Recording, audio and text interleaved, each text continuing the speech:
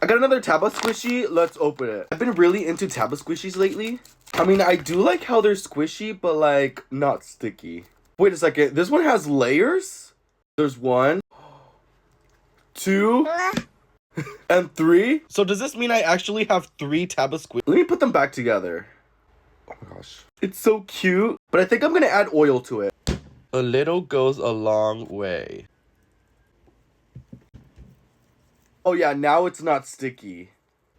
It literally feels like slime. Bro, this is so satisfying. Do you guys add oil to your taba squishies? I put it back in the packaging. It's so much better. Oh my gosh. Brian! This is my twin brother. I bet you guys didn't know I had a twin brother, huh? Oh. I want you to review this squishy. Just squeeze it and tell me if you find it satisfying. Very. Yeah? Yes. What do you give it from 1 to 10? Squishiness? Yes. I give it an 11 out of 10. 11 out of 10?